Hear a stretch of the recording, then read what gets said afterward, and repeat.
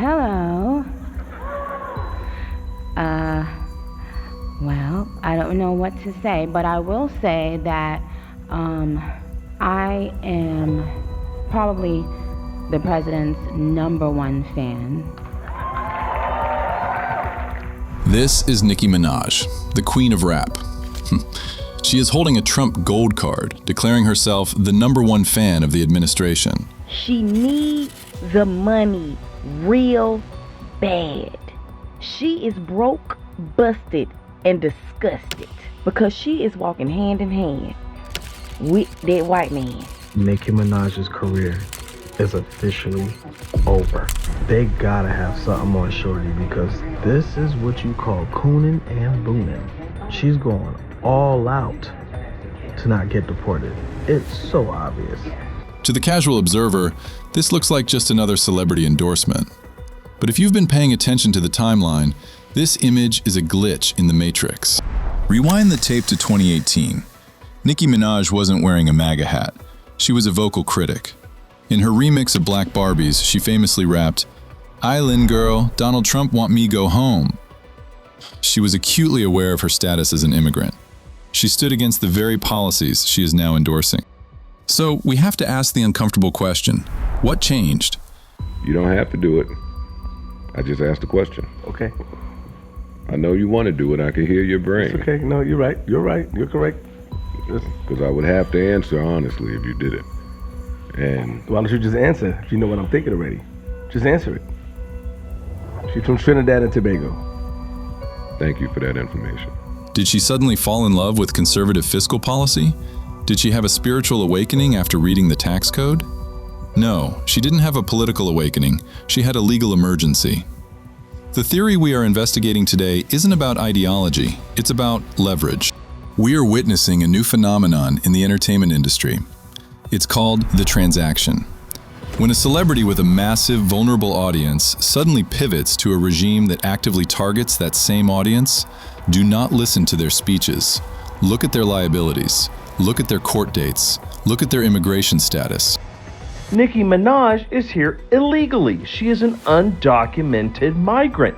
She is not a U.S. citizen. And Nicki Minaj has actively had a platform and stated she's here illegally, and you'll probably just look the other way and it doesn't matter, as long as she toes the company line. They aren't waking up. They are negotiating a hostage situation in plain sight. And in the case of Nicki Minaj, the price of freedom was selling out the Barbz. Hi. My name is Caleb. I used to be a barb. But to understand how we got here, we can't start with Nicki. We have to go back to the men who wrote the blueprint for trading influence for immunity.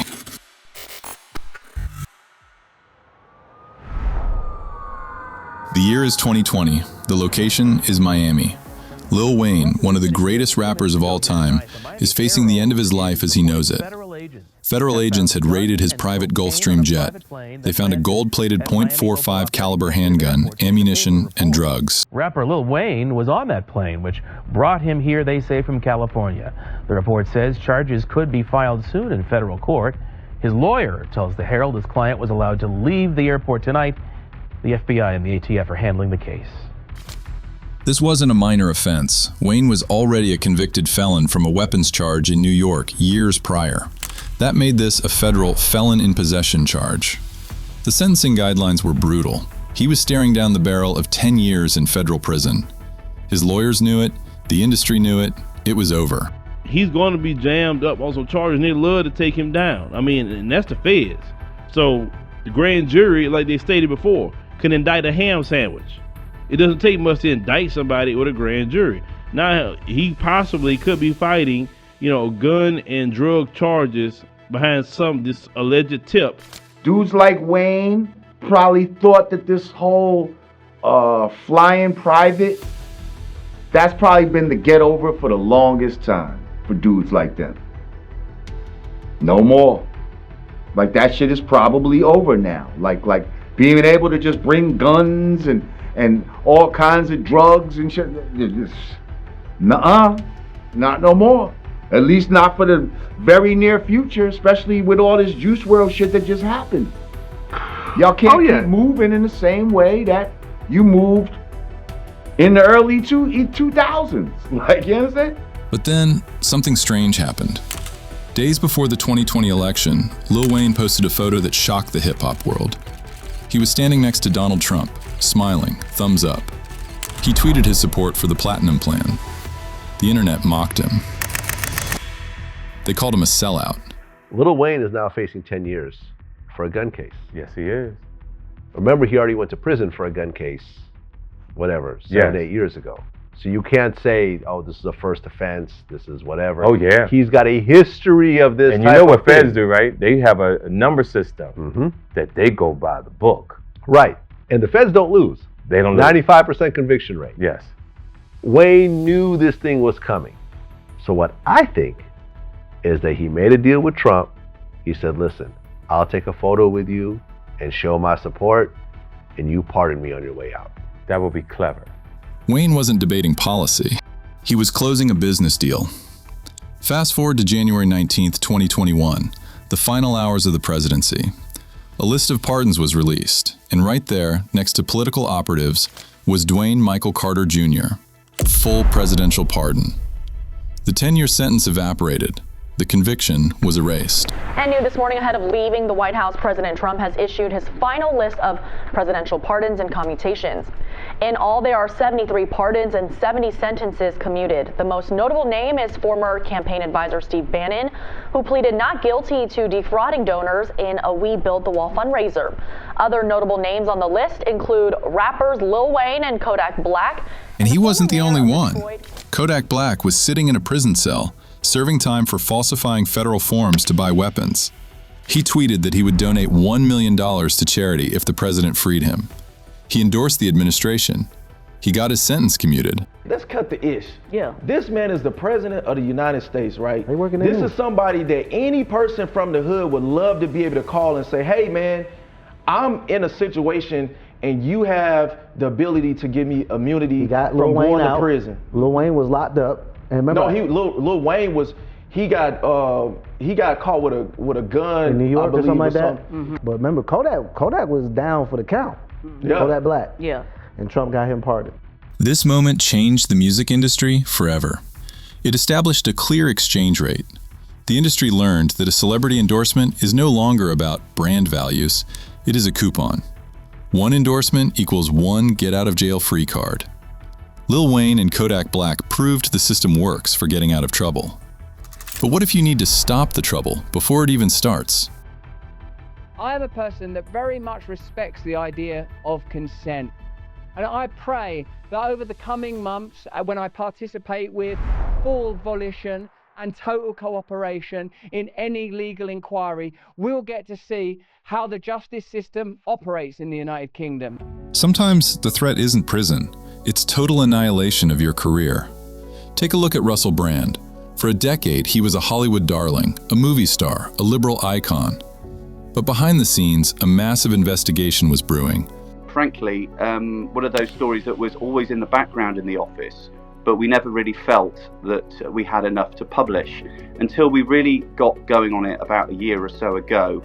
I had a meeting in my office, I think it was earlier this year, and I've still got the notes from the meeting, and there are 14 women on that list, all of whom we had contacted or come to us in some form. Now, not all of them have gone on to appear in the newspaper. That gave me an idea as editor of the scale of the allegations that we were talking about. Journalists were compiling allegations of rape, sexual assault, and emotional abuse spanning years.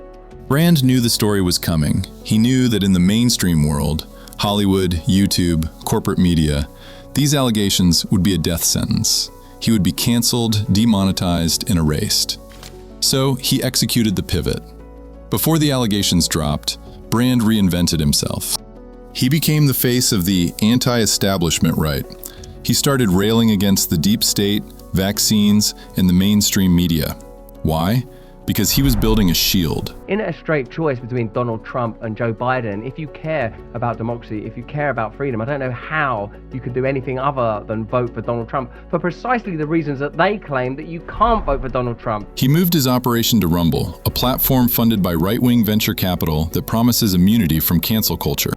When the rape allegations finally broke, Brand didn't have to defend himself on the facts. He just pointed to his new politics. He told his new audience, "They aren't attacking me because I'm a predator.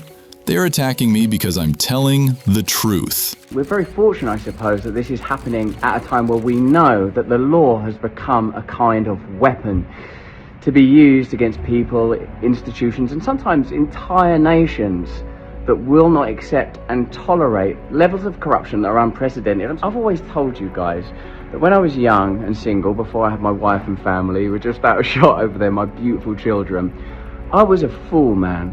I was a fool before I lived in the light of the Lord.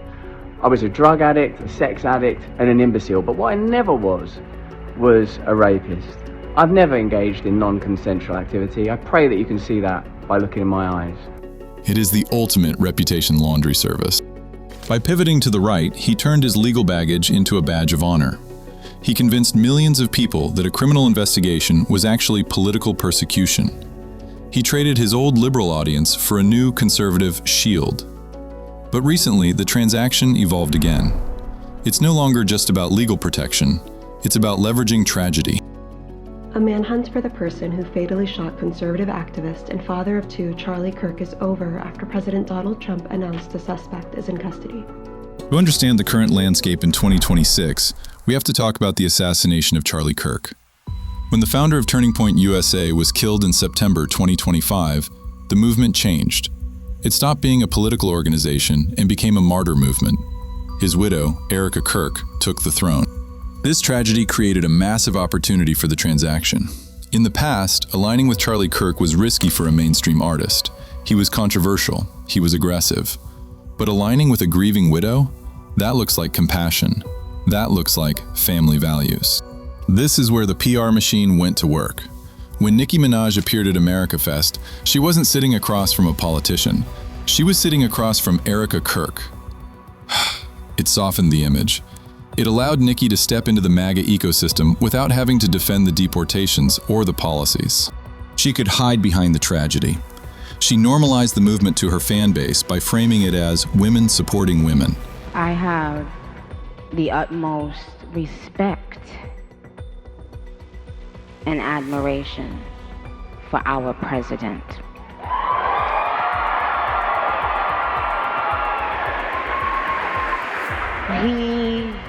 He has, I don't know if he even knows this, but he's given so many people hope that there's a chance to beat the bad guys and to win and to do it with your head held high and your integrity intact.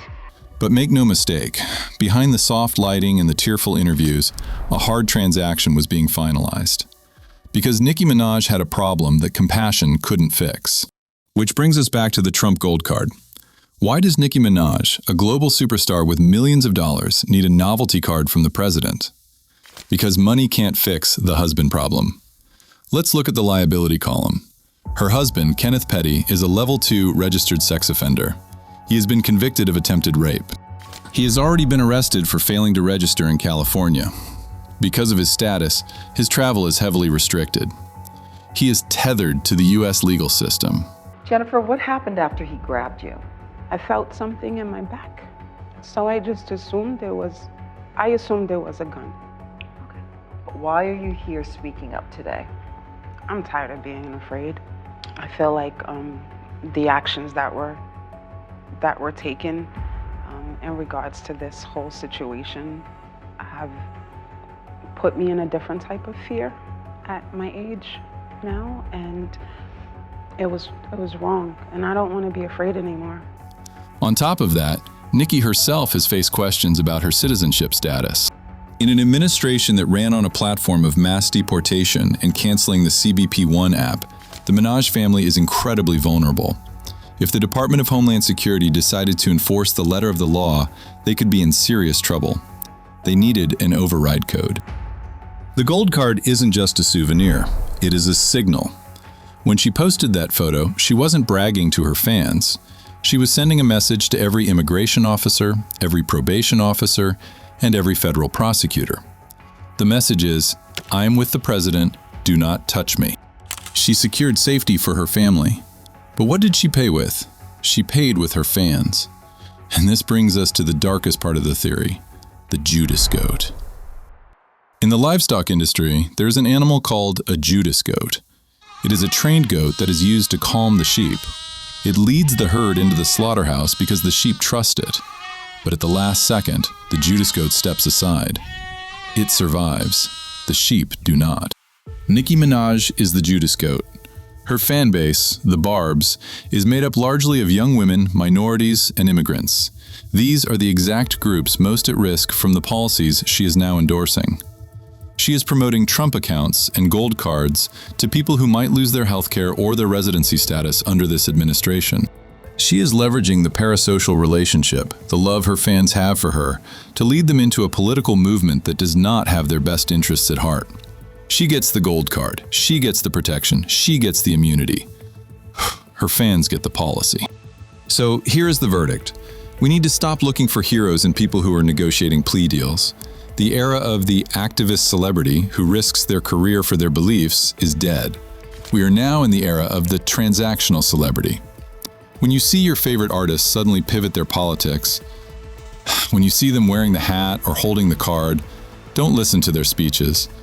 Check their liabilities. Are they facing prison? Is their visa expiring? Is their husband in trouble? Is their career fading? They aren't selling you a vision.